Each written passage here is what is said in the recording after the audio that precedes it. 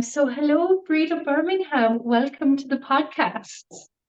Hi, Katie. It's an absolute pleasure to be here. And I mean, we started out, I think, on our individual journeys, let's say, to where we're working now at around the same time pre-COVID. So it's an absolute pleasure to be here with you chatting today. Sure, we're more friends than people that don't know each other, let's say. So it is lovely to be helping out here. Yeah, and like you said, we grew up in our businesses and our evolution together.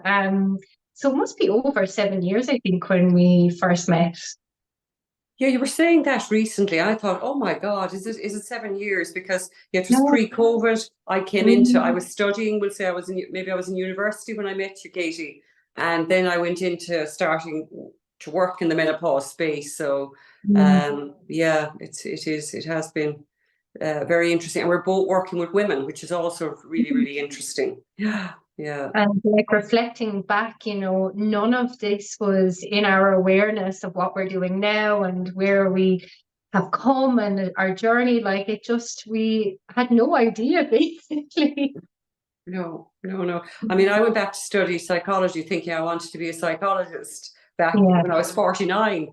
And instead, I got catapulted off in a completely different direction, working with women and in the whole menopause space here in Ireland and doing Yeah. advocacy work. It's been really exciting, really, the last 5 years in particular, you know. Um, it's brought me places that I never thought I'd end up in, Wow. which has been quite exciting. Because I was at home, as you know, for 10 years. I'm a mother of four, so I was at home, a full-time stay-at-home mom for 10 years. And then I went back into education and did a degree and a master's, and that brought me into working in menopause here in Ireland and in the UK. Yeah. And it's incredible, Breeda, because like you've really revolutionized menopause and like the awareness that you've brought into my life and other women's life around this topic is just incredible. So, like, let's just talk a little bit about, yourself and your journey, because that's a big, part of what has led you to this work. Okay, yeah, that is very true. I suppose I was completing my degree in psychology back in 2018, and that final year I was reviewing the research on midlife women. So I discovered that midlife women, women between 40 and 65, were the most under-researched resource, inside there in academia. And that has huge consequences that are actually only coming to the surface now in the last 5 or 6 years. That book written by Caroline Prieto Perez, Invisible Woman, that was, I suppose, one of the first of many books that are coming into the kind of public consciousness now around this massive kind of dearth and huge lack of research around women's health and women's well-being. And when I was doing the research on midlife women, menopause, of course, was a huge part of it. And I suppose what really shocked me, Katie, was I'm a former midwife and a public health nurse, and I could not believe that I knew so little about it.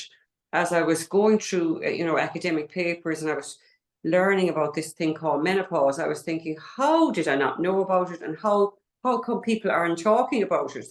I saw a real injustice to the fact that we weren't educated, we weren't prepared, and there was Mhm. this awful silence and stigma about it. So that's kind of what started me on my journey into. Mhm. I wanted the information for myself as much as for other women. So that's really what started me, interested in menopause.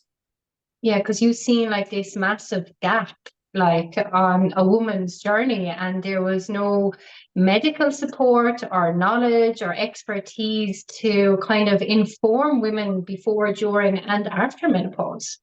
Exactly. In the, I suppose, in the public sphere in particular, like out in society, you couldn't pick up, a booklet, or you couldn't pick up a book. I mean, I wrote the first research-based book on menopause in Ireland. Now, thankfully, there have been about three others since I published my own book here in Ireland. But again, it was just the fact that, like with childbirth, let's say, or antenatal care, there's so much information out there and so many different angles and avenues of support. Whereas with menopause back in 2018-19, there was Mm. absolutely nothing. And the uncomfortableness people and women around me had when I started talking about it was really amazing. I mean, I had a very good friend who said to me, like, could you not have picked a different subject? Like, nobody's going to want to talk about menopause, she said to me. And she was Yeah. right at the time. Women were very, very uncomfortable when they'd have Mm. me sitting at a table because they knew I was going to bring up menopause. Yeah, don't talk about the white elephant in the room, like. Exactly, exactly. But thankfully, there's been such a change and such a shift in a Yeah. relatively short space of time. Katie, it's phenomenal, really, especially in the workplace. Things are Mm. starting to change, but mainly for women, that women are realizing that it's something that's, it's highly significant, it's universal, but it's also a deeply personal journey for every woman. Like, there's no template as such, one template. Yeah. I can't hand out, let's say, about a room of 50 women, which I'd Mm. often have. I can't give out one sheet of paper and say, this is how you manage your symptoms. It Yes. doesn't work like that. So that's a bit complex. It's a little bit complicated in that respect. Yeah. And because I remember, like, when we had our beautiful walks around the park during COVID, like, you were telling me that I'm going to write a book. And I was like, I thought like only famous people wrote books, you know? I was in complete awe and admiration of you, but like there was nothing standing in your way of writing this book. You were like, I have all of the information, I have all the research, I have all the life experience, and I just need to put this in a book. Like, I needed this when I was going through it, and other women need it. And I was like, oh my God, Breeda, like, I put my hands up to you. You were such an inspiration. Like, it was just incredible. Well, I suppose I probably wouldn't have written it only for COVID. I call it, my book is my COVID legacy. It's kind of, I wrote it it's for my daughters, really. I have two daughters, but COVID gave me the opportunity because, it was the second lockdown in 2021. We went Mm. back into that. And then I just said, this was January. I decided I was going to write the book because I'd completed a master's. I'd done a lot of interviews with women around Ireland, let's say, on their experiences and understanding of it. So I Mm. thought, and somebody said to me, like, who are you not to share the information that you have? Like, get out there and share it. So I kind of set myself this goal. I think I remember telling you, by World Menopause Day 2021, I'd have the book, in my hand. And this was January. And it very, very interestingly, different people then came into my life, helped me, and I got the book published and launched. And Amazon was amazing on that date, let's say the 18th of October, because we couldn't go out, to bookstores or Yeah. bookshops and launch that way, which was a different type of a launch. But Mm.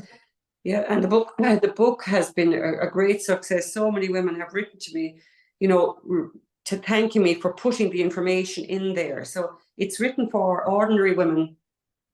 And I talk about becoming the CEO of your menopause, because Mm. really it's your journey and yours alone. This is what the whole, let's say, menopause years are about. It's really Yeah. about ourselves and what's happening in our own lives. And like, there are Mm. physical symptoms, but there are also a lot of emotional, psychological changes. And it's understanding these that is key to kind of, successfully Yeah.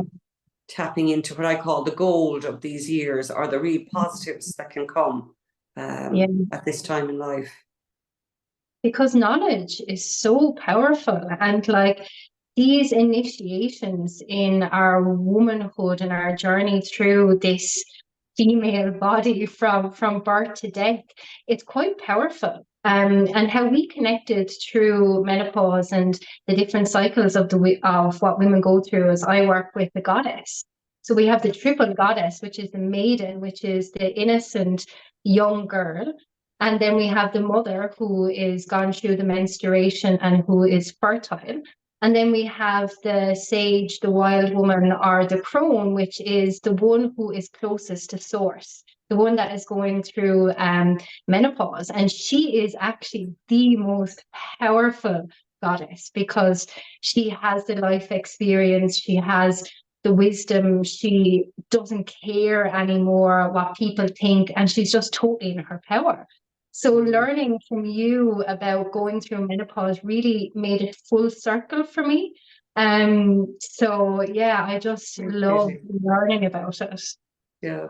I mean, not giving two FCUKs, that is just so amazing, because 10 years ago, there is no way in hell I'd be doing the work I'm doing today. And this is just, it's kind of frightening in many ways, because Katie, I mean, I say this to a lot of women, and it's funny, women that are maybe, they're coming behind me, and they didn't see it initially, but they're seeing now that there are a lot of positives that one can actually tap into as you're moving through these years. And like, I talk as well in my book about the 4 different dimensions that I found in the research. And let's say there's the physical, there's the mental, emotional, and then there's the spiritual. So Professor Lisa Miller from Columbia University, she talks about the neuroscience of spirituality, and in particularly in midlife, and about how positivity is to tap into spirituality. And I think a lot of our conversations have been about around that, and in particular the goddess retreats that I attended. I was so lucky to attend one last year,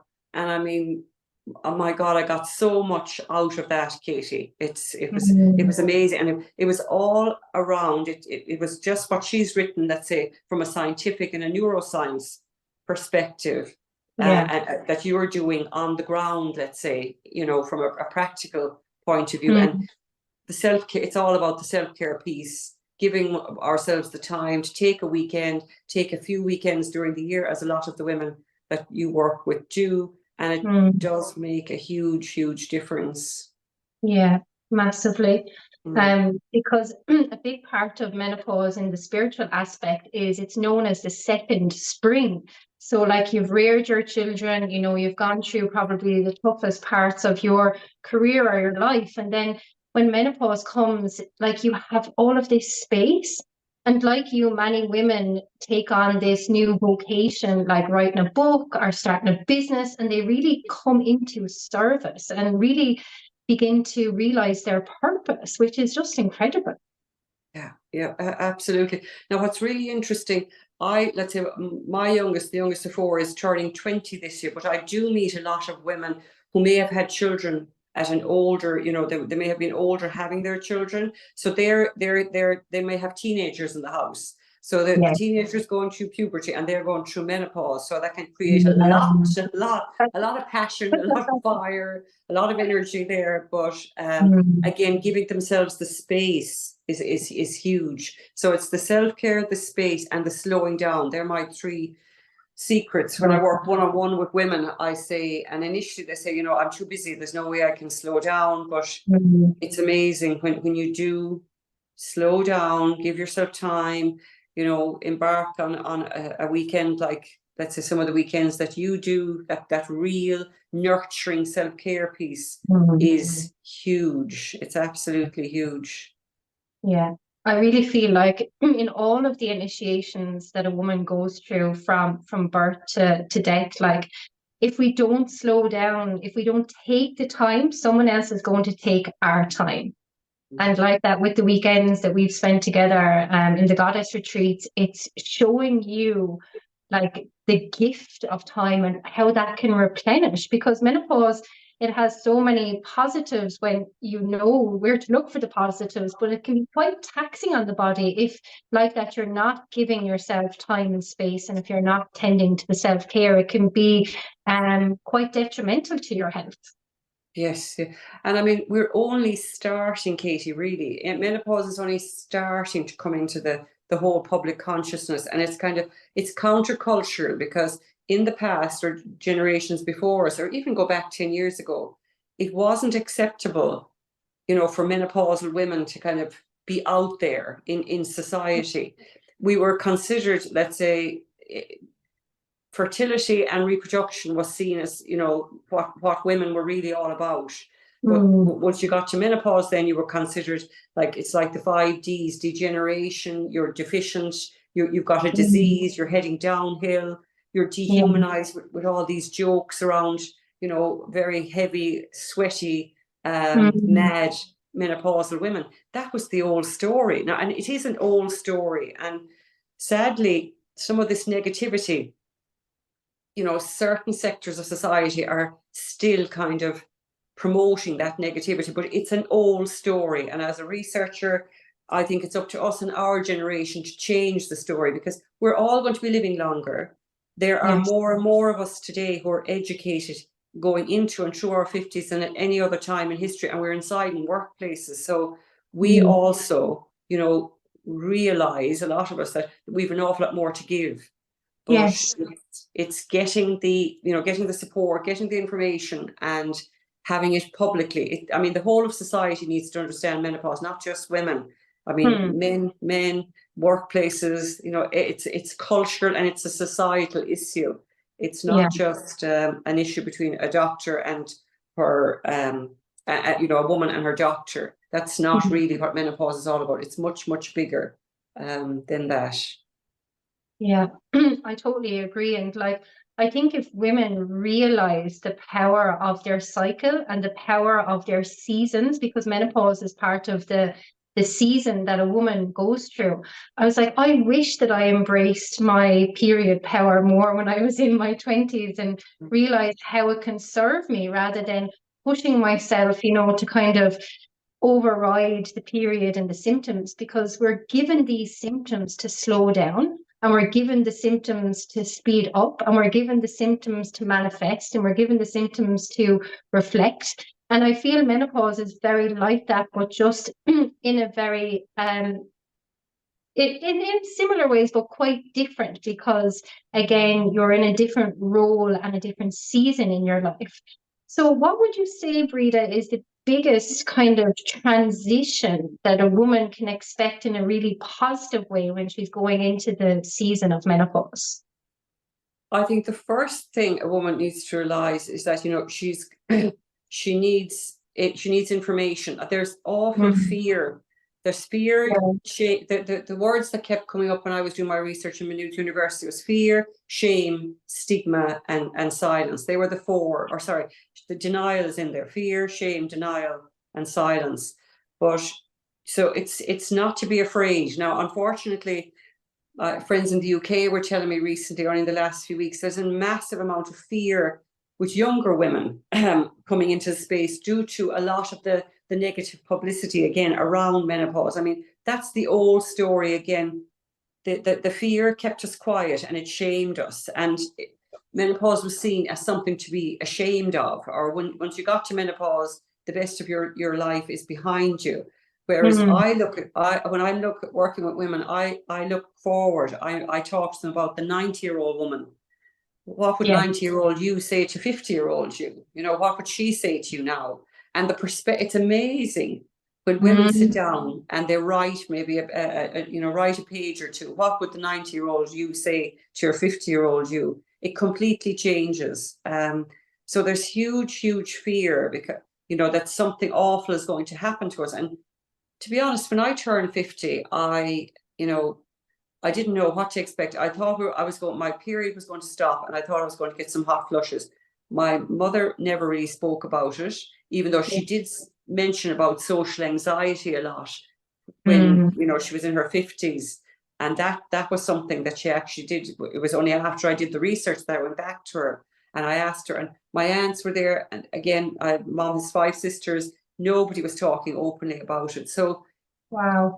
the closet and the closed door hasn't really helped us at all. It's only Yeah. by spotlighting it, bringing it out, that we're going to see that, yes, it can be difficult for some if they don't get the right support. But what I've learned now in the last 5 years, searching for information, doing some research of your own, finding out what's going to work for you, that is really, Mm. really key, because increased creativity, increased courage, more confidence, more energy and vitality, they're all there to be tapped into. But we have Yeah. to consciously move through these years, and it's a journey. You're going over this rocky bridge, as I say, but you Yeah. can come out the other side an even more stronger woman than you did when you went in perimenopause. And I've seen this over and over again Mm. with women. Yeah, and you're an incredible example of that, because I know you before all of this happened, and you are a much more empowered, creative, strong woman than the Breeda that I met nearly a decade ago.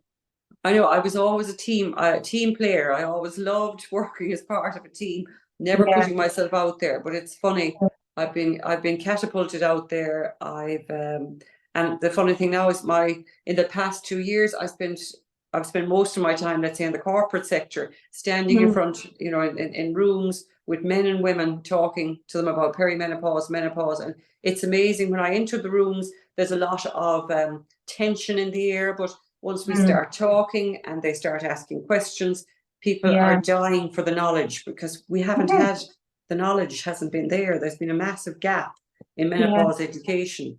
Mm, But we're just at the start of this. And if there's anyone listening there, just to realize, if you don't know anything, that's not uncommon, because I knew nothing in my late 40s, early 50s.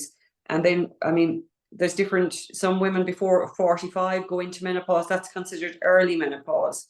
Again, mm, it can be different to somebody in their 50s. I was 50, 52, 53 when I was in perimenopause into menopause. I would say, looking back now, it was 5 years of my menopause journey. Let's say the first two were kind of revolved around physical symptoms, but then it was the emotional, psychological, doubting yourself, having no confidence, wondering what the heck is going on.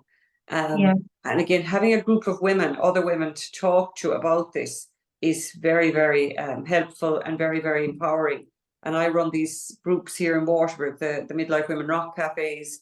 And what was so interesting, Katie, when I started back in 2019, we did a 6-month pilot project. And every month when I was there, the women, the amount of tears that were shed, because women were coming, they had never spoken to anybody about menopause. And it was such a relief to come into a safe space and be able to look for information and say, look, I'm not coping. And to be able to leave then, realizing that they're just going through perimenopause, that there's things I can do, whether it's taking HRT supplements, making lifestyle changes, knowing that Mm. there's support out there, makes a massive, massive difference. Because knowledge is power. And like you said, it's not something that should be just kept between the woman and her doctor. It should be, global knowledge, because when a woman goes through menopause, like, it affects her family, it affects her relationships, it affects her work. It just ripples out everywhere. So, like, having children informed, partners, bringing this into schools, and just for women coming close to that, or preparing themselves to know what they're stepping into and how they can empower and support themselves. Mm. I mean, preparation, I think now that we know, let's say, that we're coming into the education part of it, that women can do an awful lot to prepare themselves Mm, before they reach, let's say, 45, late 40s. Like the majority would say, over 90% of women go through what we call a natural menopause, is that the hormones start to decline naturally, as opposed to a surgical or medical menopause, where the surgical is they have their womb removed or their ovaries, and the medical menopause occurs due to cancer treatment. And mm, symptoms occur there much more suddenly than this natural menopause, where the gosh. hormones are declining more slowly. But Mm, there's been a massive, massive gap and lack of knowledge and education. And we're, as I said, we're at the start of it. It's really, we're starting to open it up. And we're not, like, I've worked with the government and the Women's Health Task Force. And I have to say that the Minister for Health, Stephen Donnelly, has been great, in the sense that he's provided funding there for medical menopause clinics. There are 6 of them around the country, and you can be referred there for free from your GP. There's one in Nina, Cork would be the nearest to us here. There's one in Galway, and there are 3 in Dublin, the 3 maternity hospitals, and they're available. And more and more GPs are becoming more educated around this. As I say, it's highly significant, menopause. It's not something that you can just take you can take a medication for, and you're going to be over it. It's a journey, and Mhm. it's there's gold in it, in the sense that self-awareness and self-development are there, and they're hugely important to a lot of women. And a lot of women kind of embark on journeys on kind of learning more about themselves, and that can be hugely beneficial. Being in denial, what I've noticed, again, working with a lot of women, some people, they get through their 50s fine, but in their 60s, they may be in their early to mid 60s, and then suddenly they tell me that they never really embraced, I suppose is the word, or they never really sat with the fact that they're in menopause in their 50s. So I do meet a lot of women that go through their 50s and say they've been fine, but sometimes it can happen in their 60s that a lot of the emotional, psychological stuff can Yeah. start to come up. And the statistics around menopause are that 20% of women have no symptoms. They manage to go through menopause, and they don't require any assistance. 80% of us have symptoms, but they vary massively across the spectrum, from 20 to 25% with severe, Mm. to others managing symptoms, which supplements, lifestyle changes, maybe one or two trips to their GP. So it's very variable, and it's very, very individual, Yeah. the journey itself.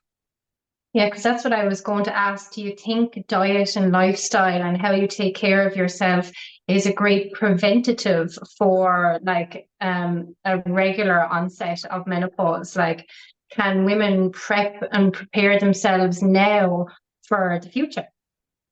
Yeah, absolutely. I mean, menopause dietitians or nutritionists are hugely popular in the UK. A lot of women who may not be able to take HRT, or they've taken HRT and it Mm. just doesn't suit them, and a lot of them may be working with nutritionists or dietitians, looking at how diet and lifestyle changes. Like, the 4 lifestyle pillars are huge as we're moving into midlife, looking at our stress levels, looking at our sleep, because sleep seems to be one of the real early indicators that our hormones are starting to decline. Mm.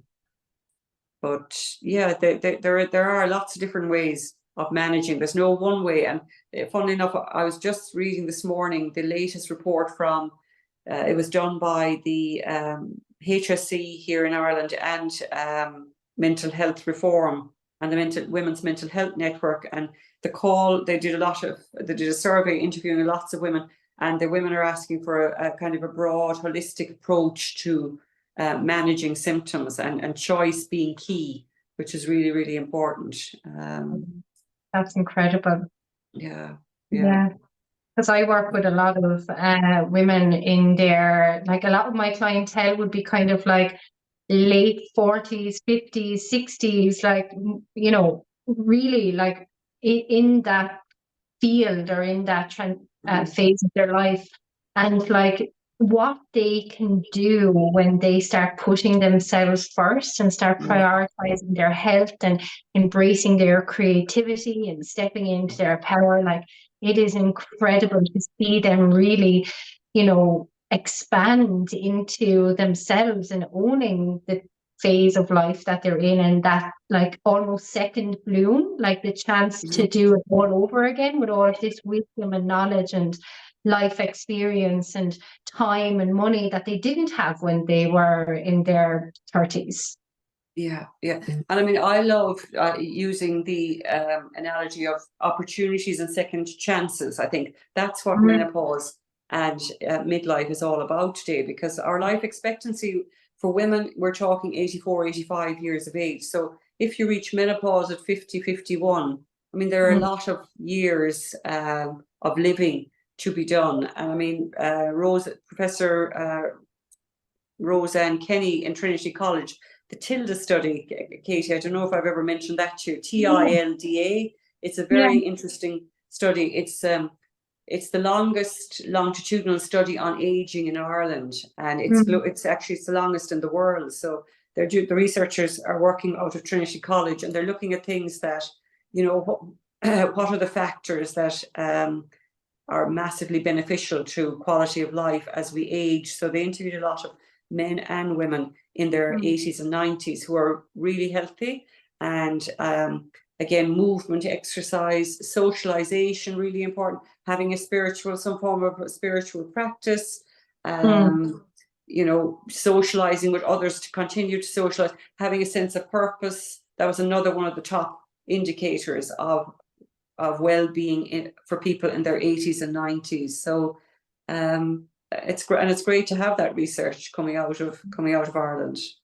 Yeah, massive. And like you said, for something that the door has been closed on for so long and nobody's spoken about, now that it's open, it's just like pouring out everywhere. Like I see it in so many Instagram posts and like, you know, newsletters and advertisements. Like it is just really beginning to gather momentum. Yeah. I mean, it's perplexing to see how it stayed, you know, in the closet for so long. So again, when I was researching, I saw that there were other women before us that tried to do this, to bring it into the public domain. Katie, like Germaine Greer, she's this feminist back in 81. She wrote a book called The Change. And again, she was trying to bring it in and get governments interested in supporting women through the change. Got nowhere. In the 90s, the mid-90s, Gail Sheedy's book, The Silent Passage, she did a load of work around why women stay so silent. And it's interesting, Oprah Winfrey, she mentions in that book, The Silent Passage, Oprah Winfrey asked to bring an audience of women into the studio in the mid-90s in America to talk about menopause. She couldn't get women to come in. The shame. There's been this massive shame around, like there's something wrong with us when we get to menopause, and it's not true. It's something cultural that has been handed to us, and so we're kind of, you know, we're pushing uphill, but we're pushing uphill for a reason, because it's not true anymore. We're not old anymore when we get to menopause. And again, when I was looking at the research, I discovered the old, and in particular when I'm in workplaces, women as well as men are astounded, because where old came from, Katie, was 100 years ago. If we look at the CSO statistics here in Ireland, in 1910, the average age a woman lived until was about 57, 58, and most women got to menopause back then at 55. So old and menopausal were, you know, bedfellows. They were hand in hand. But today it's 51, 84, 85. So you're no longer old and menopausal. And this is where CBT as well in the UK is one of the fastest growing management modalities, cognitive behavioral therapy, just helping, kind of challenging women's perceptions of themselves, you know, at this stage in life, and enabling women or helping women to realize that we have so much to offer. And leadership is something that's innate. That's in the literature as well, especially coming out of Australia, that this innate leadership amongst women when they come through menopause should be tapped into. This is what some researchers are saying. But none of this was out there. None of the fact that your creativity is heightened, your courage, your energy and your vitality. It was all the doom and gloom narrative. And that doom and gloom narrative has helped to keep us quiet and keep us silent. And Brené Brown, in a lot of her work around shame, she would say shame is used as a tool to create conformity. So it certainly kept us all quiet, you know. But it's having that courage to say, hang on. And I worked a lot in the UK back in 19 and 20. And I mean, the UK is leading the world on this opening up of menopause, and we're there beside them. In the last year, it started in America, which is interesting, and Australia. And just in the last 2 or 3 months, Africa, the African nations are starting to talk about it. And there's an awful lot of anger coming from women, because some women's lives have been very adversely impacted by their not understanding what was happening to them, you know, at this live stage. Like, I suppose mental health is huge, because so many women thought they were going crazy, you know, that there's something wrong with me. And like that irritability, those mood swings, that anger, they're all normal parts of perimenopause and menopause. And it's about finding the right support system to help you, if you do have a lot of symptoms is really important. Like I have a whole chapter on anger. I felt an awful lot of anger for nearly a year in perimenopause, and the anger, interestingly, it's there for a reason. So it's not to be suppressed. Like I've met women who, have felt so frustrated, and they felt anger, they felt the rage. They thought there was definitely something wrong with them. And many of them have been prescribed medication. But you don't need to repress that anger. It doesn't last. It's temporary. Because I can talk about it because I've experienced it myself. And there's a brilliant book that was just written in 2019, Rage Becomes Her. So we can convert the anger into something positive. She talks about it. Convert, because it's only an energy. It's like sadness. It's like fear. It's another energy that we have that's actually very powerful, anger. But again, it's if we don't know and we don't understand it, how can we use it for good? And that's why it's so important that we bring all these conversations into the public domain. Yeah, and normalize it. And even like with the name menopause, like pause, it's like take a moment to pause and reflect and to just sit with what is there, sit with the anger, sit with the emotions, and see how you can transmute them or put them into something really positive as like fuel or fire to bring more passion and purpose into your life, or burn away old blocks or beliefs that you had standing in your way all of your life to step into this new life or this second spring. Yeah. And unfortunately, Katie, a lot, let's say in my early days when I was working, I don't meet them as often now, but I met a lot of women with panic attacks. And they were coming from a place of maybe having had anxiety for 6 months to a year. And certainly when it comes to somebody who has severe symptoms, HRT or even a low dose antidepressants can be very beneficial to helping them to let's say start to manage it. But as time goes on, then I do feel women need to start looking at investing in themselves, looking at the yoga that's slowing down, because there's loads of emerging research on the huge benefits of meditation, mindfulness, yoga-based practices in helping us kind of to understand ourselves. And that's what's key. It's not just understanding menopause and this journey through menopause, but it's understanding ourselves, who we are at this time. And I guess why it's complex is that we all bring we have a different medical history, life history, social history, genetic history. And another thing that comes up, and again, it's in the literature, and funnily enough, in the last 6 months, it's coming up in a lot of conversations with groups I'm having, it's around trauma and healing. And there's huge opportunities for healing as we're moving through these years as well, because there's something about, and it's in the literature, that trauma that may have happened earlier in our lives, it tends to resurface again during these years. And the reason, it's again not to be frightened of it, the reason it's coming back up is we're older, and it's to enable us to kind of deal with some stuff so that we don't get stuck. I often hear women say, I'm just so stuck. So healing helps us out of that stuckness. And the goddess retreats, or a lot of the work that you're doing is huge in helping women to become unstuck when, let's say, medication may not be the answer. And I mean, HRT, if it works for somebody, it's wonderful. It's absolutely fantastic. It's just not for everybody. And a lot of women with the physical symptoms, especially with the sweats, HRT can be great.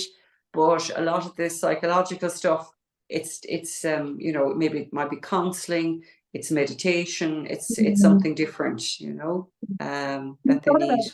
Liberation and being able to manage your emotions, because like you said, it's energy.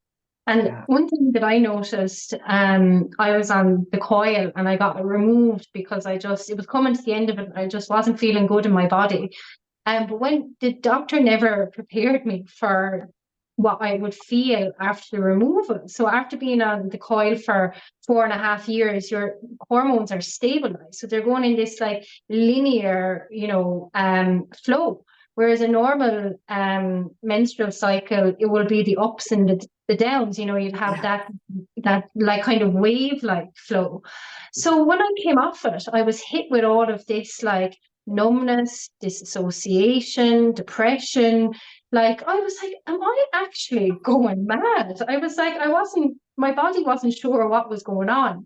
So I looked it up, and there's a thing called the coil crash, where you can experience low libido, depression, anxiety, mood swings, numbness, all the things that I was going through. So when I read that, I was like, oh, okay, I get why I'm feeling like this now. But it took me at least 4 or 5 months to kind of feel myself again, and then begin to regulate with the waves of emotion that you feel when your cycle is going through the different phases during the 28 days. But it's like, just as well, I looked it up because I did feel like I was going mad. Yeah. And again, like, I'm a midwife, a former midwife. I never heard of the coil crash, Megan, Mhm. but it makes complete sense, because once your cycle is linear, it's going along very, very balanced, and then suddenly Mhm. it has changed. But what is great with menopause coming into the public domain, in particular in the UK, and I think it's starting here in Ireland too, is that the whole area of menstruation and the monthly cycles and education around that Mhm. is so, so important. And the whole area of endometriosis, PCOS, we know it's massively Yeah. under researched. Mhm. Yeah. But again, if we don't talk about these things, nothing is ever going to change. And that's why No. we need to bring them into the public domain. And it's up to, Mhm. I mean, the menopause movement is a bottom up movement. It's ordinary women started coming together and talking about this time. I'll always remember the first conference I went to back in 2019 in the UK. Meg Matthews, this woman, she was married to one of the lads from Oasis. He was of Irish descent, the rock band Oasis. And Meg brought 300 women into a room in London back in May 2019. And she started the day by telling us that 75% of us were there on our own. We'd come to the conference on our own to get information. And she was just saying that's the power of taboo and Yeah. stigma. Yeah. But all of us that were there that day were saying, something has to be done. We need to start talking Mm. more openly, bringing it into the public domain. And then in 2022, I was invited to go work with a company they're UK based, but they work here in Ireland as well, on going into workplaces. And it's amazing how that is starting to completely change. And next year, if not the end of this year, we're going to hear a lot more about menopause in the workplace. Wow. And Fantastic.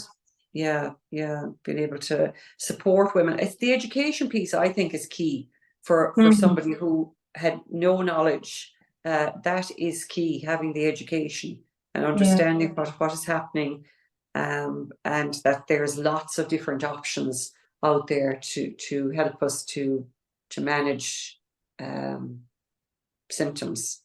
Yeah. And it's certainly not an ending, the opportunities are second chances. I think if you look at it like that, there's huge second chances here for Mhm. people at this time in life.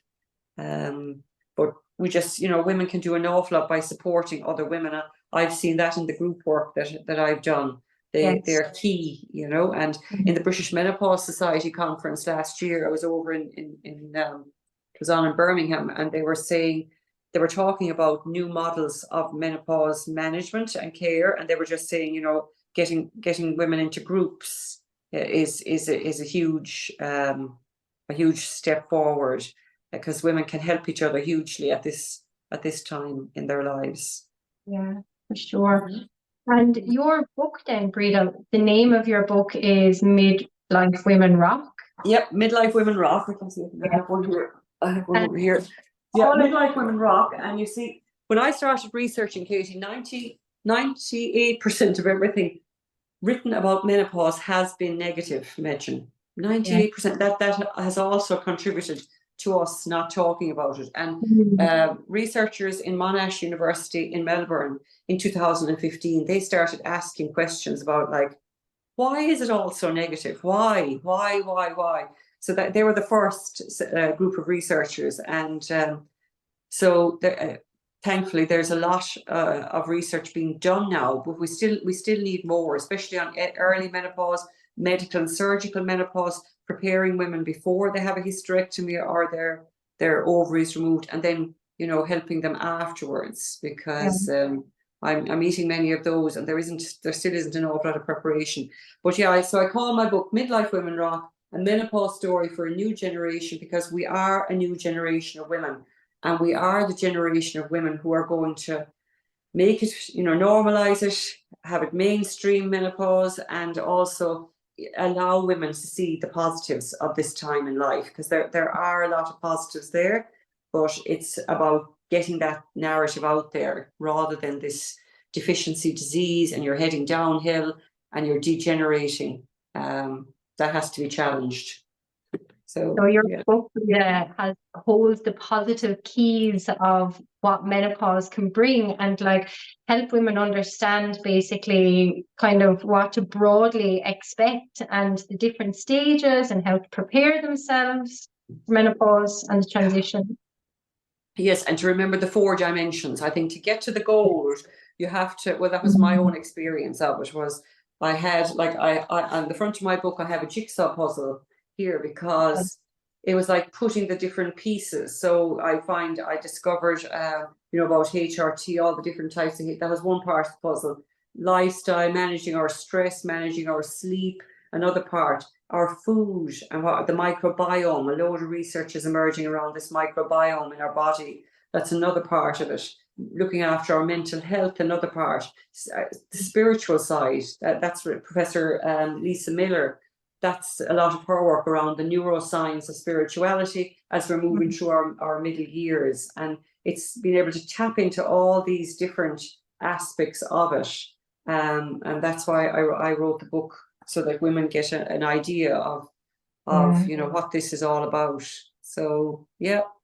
And the Goddess retreat that I went to last year in Wexford with you was just absolutely magnificent, and I'd highly recommend it. A beautiful self-care, nourishing practice, Katie. Yeah, definitely. Yeah, well, we have one this weekend actually, Friday, Saturday, and Sunday. So I'm looking forward to that. Yes, and meeting all the fabulous women from all walks of life.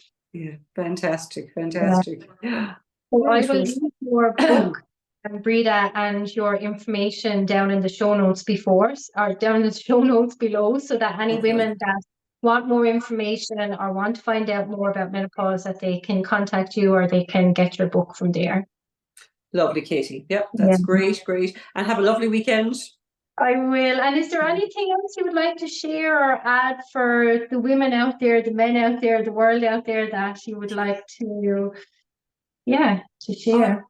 I think, the fact that I'm 5 years, let's say, working in the space now, and I've worked with women all my life, let's say, as a midwife and a public health nurse in community and hospital settings, I think it's knowledge is power. Having that knowledge piece is huge, and we are certainly not going downhill. In actual fact, a lot of, you're actually starting out on a really different journey in your life as you move through from perimenopause into postmenopause. But reach out, get the support, and it can be life-changing. It can be a roller coaster, let me tell you. It can be a roller coaster, but it can also be life-changing for the better. Yeah. So I think I'm going to leave. Life isn't a roller coaster, though. Like, yeah, it's the turbulence. When I think of the turbulence, especially that year, I had anger. I was constantly going online trying to figure out, why am I so angry? And it's the people you're closest to that you're really angry with, but the anger is coming for a reason. The same with, I think, that the low moods or the frustration that we have. Like, some women go off, Katie, and they take 6 months. I've met women over the last few years that have gone off on their own. They just need that space. And I've a very good friend going off. She's doing Australia and New Zealand next year for 3 weeks. She's doing it on her own. She just wants to do it on her own. So that courage piece that comes. In perimenopause, our confidence dips, and I think 80% of the women I've worked with talk about this confidence dip. I had it myself. We're so unsure of ourselves, experiencing a lot of symptoms. But as you move through from perimenopause into postmenopause, it's like you go back up again. So it's only temporary, as I tell women, that confidence dip. It's just temporary. It's not something that stays with you. Yeah, what goes down must come up. Yes, exactly. But sadly, Katie, so many women that have lost their confidence in the past, and they've told me this, that they've left work or they've refused promotion. These are the consequences of us not talking about this. Yeah, and they haven't seen that they haven't seen their value. I think it's all around our value at this time in life. But governments are starting to see it now. That's why we've got Pascal O'Donoghue, Minister for Enterprise. We've got Roderick O'Gorman, Hildegard Naughton, and we have Stephen Donnelly, the Health Minister. They're all in the menopause space, and Senator Pauline O'Reilly in Ireland. They're all coming in because it's around the economic value. This is one of the reasons why more of them are coming in. The economic value of us at this time in life. We're too important. We're too valuable. They can't afford to be losing us out of the workplace. So I think women need to take that on board as well. And it does help with that self-esteem piece that we are valued. But we can't expect other people to value us until we value ourselves, and that is so important. And I think the Dalai Lama said that it's women who are going to save the world.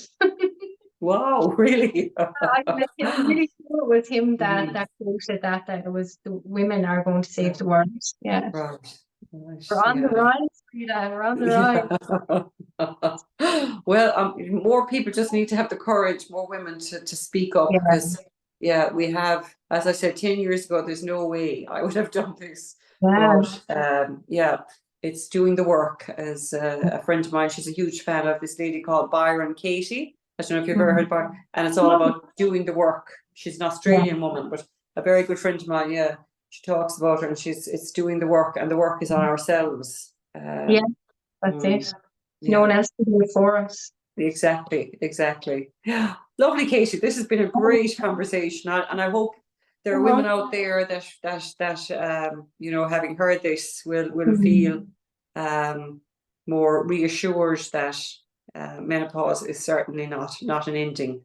It's the end of your periods. It's the end of monthly cycles. It's that ending, all right, but it's also a beginning. Love that.